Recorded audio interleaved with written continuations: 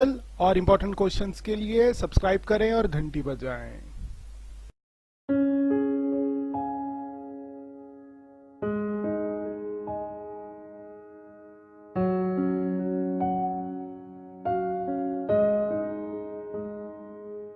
The fireman wouldn't let us go back into the house that night. और उस रात fireman ने उनको अपने घर में जाने नहीं दिया. It was still too dangerous, क्योंकि अभी भी बहुत ज़्यादा डेंजरस थी वो जगह, dead or alive. I couldn't imagine leaving without knowing about my cat. भले ही जिंदा हो या मर गई हो, जो प्रोटैगनिस्ट है वो ये सोच भी नहीं सकता कि बिना अपनी बिल्ली के बारे में जाने वो उस जगह से चले जाए. Regardless, I had to go. लेकिन बिना उस बारे में कुछ किए हुए उनको जाना ही पड़ा. We piled into the car with just the clothes on our backs. वो मदर और प्रोटैगनिस्ट कार में बैठ गए सिर्फ उन्हीं कपड़ों के साथ जो उन्होंने पहने हुए थे और वो कंबल जो फायरमैन ने उनको दिए थे. And made our way to my grandparents' house to spend the night. और इसके बाद वो अपने दादा दादी के घर चला गया रात बिताने के लिए. The next day, Monday, I went to school. अगला दिन जो मंडे था वो अपने स्कूल गए. When the fire broke out, I was still wearing the dress I had worn to church that morning. जब आग लगी तब प्रोटैगनिस्ट ने वही कपड़े पहने हुए थे जो वो उस दिन चर्च पहन कर गया था. But I had no shoes, लेकिन उनके पास कोई जूते नहीं थे. I had kicked them off when I was doing my homework. उन्होंने अपने जूते निकाल के फेंक गए थे जब वो अपना होमवर्क कर रहा था. They became yet another casualty of the fire. और वो भी उसने उस फायर में खो दिए थे.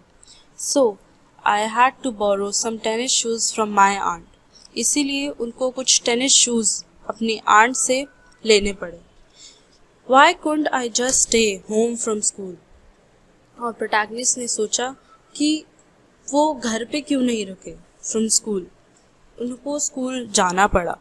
My mother wouldn't hear of it, but I was totally embarrassed by everything. Protagonist की जो मदर थी वो कुछ सुनने के लिए तैयार नहीं थी, लेकिन जो प्रोटैगनिस्ट था वो हर चीज़ से बहुत ही ज़्यादा एम्बैरेस था, क्योंकि उसके जो क्लोथ्स थे वो बहुत ही ज़्यादा वियर्ड थे.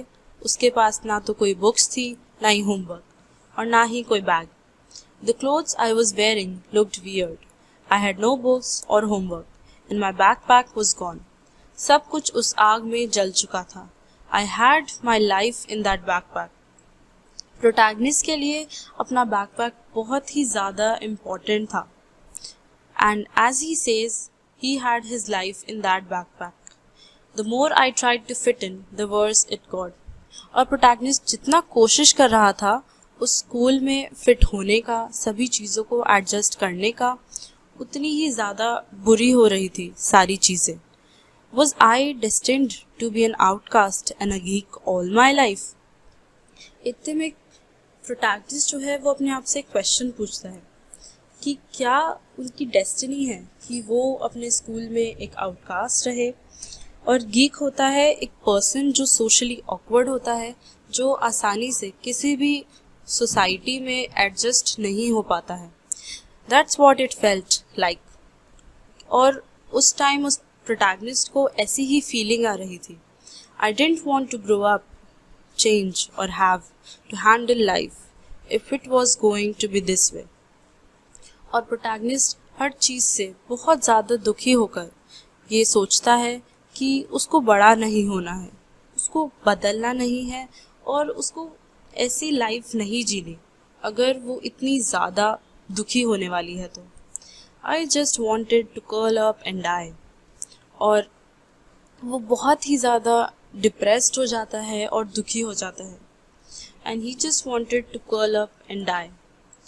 कर्ल अप एक पोजीशन होती है जब हम हाथ पैर बिल्कुल छोटे बच्चे की तरह कर्ल अप हो जाते हैं, और जो कर्ल अप पोजीशन होती है उसको ऐसे लाइक ऑन अ सोफा और अ बेड, बिल्कुल छोटे बच्चे की तरह. I walked around school like a zombie. I hope zombie सबको पता है कैसे होते हैं. So these are zombies. This image is an example of how zombies look like, because he had very bad clothes with dirt. He did not have a backpack. He did not have his homework or books. उसके पास ना तो homeworks थे ना ही books थी, और उसको बहुत ही ज़्यादा अलूफ अकेला महसूस हो रहा था उस वक्त। एवरीथिंग फेल्ट सरियल, को बहुत ही ज़्यादा स्ट्रेंज फीलिंग आ रही थी। Surreal means very strange, and I wasn't sure what was going to happen. और जो प्रोटैगनिस्ट है उनको बिल्कुल भी अंदाज़ा नहीं था कि अब क्या होने वाला है।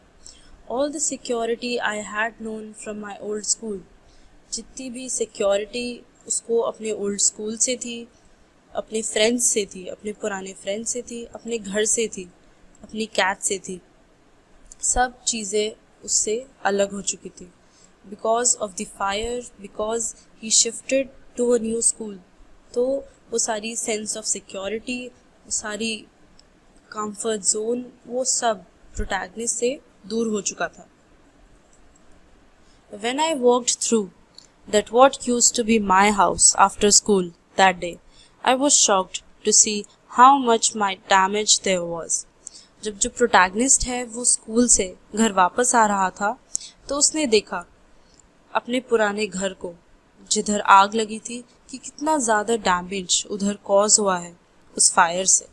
Whatever hadn't burned was destroyed by the water and chemicals they had used to put out the fire. अगर उस आग से कुछ भी चीज़ बची थी तो वो बाकी की चीज़ें पानी से और उन केमिकल से डिस्ट्रॉय हो गई थी जो उन फायर फाइटर्स ने यूज़ किया था आग को बुझाने के लिए। The only material things not destroyed were the photo albums, documents and some other personal items that my mother had managed to heroically rescue. अगर कुछ चीज़ बची थी जो कि मटेरियल थी, मतलब जो अगर कोई भी ऑब्जेक्ट या चीज़ें बची थी, वो थी कुछ फ़ोटो एल्बम्स, कुछ डॉक्यूमेंट्स और बाकी कुछ पर्सनल आइटम्स जो प्रोटैगनिस्ट की मदर ने बचाए थे जब वो घर के अंदर जाकर उन चीज़ों को बाहर निकाल कर लाई थी। हेरोइकली रेस्क्यू, बिकॉज जब उसकी मदर उस घर में गई थी तो वो बहुत ही ज़्यादा डेंजरस था। But my cat was gone and my heart ached for her. लेकिन प्रोटैगनिस्ट को अब भी उसकी कैट नहीं मिली थी और उस बात के लिए वो बहुत ही ज़्यादा दुखी था। There was no time to grieve, लेकिन उनके पास बिल्कुल भी समय नहीं था दुख मनाने के लिए। ग्रीव मीन्स किसी भी बात का दुख मनाना। My mother rushed me out of the house. मेरी माँ मुझे उस टाइम उस घर से बाहर निकाल कर लेकर गई। We have to find a place to live. अब प्रोटैगनिस्ट और उनकी मदर को कोई जगह ढूंढनी थी रहने के लिए, and I would have to go buy some clothes for school, और उसको कुछ कपड़े खरीदने थे अपने स्कूल के लिए। We had to borrow money from my grandparents because there were no credit cards, cash और even any identification to be able to withdraw money from the bank. उनके पास कोई पैसा नहीं था क्योंकि जितने भी क्रेडिट कार्ड्स थे या फिर कैश था वो सभी उस आग में जल चुका था। इसीलिए उन्हें अपने ग्रैंड पेरेंट्स से कुछ पैसे उधार लेकर अपने लिए कुछ सामान खरीदना था।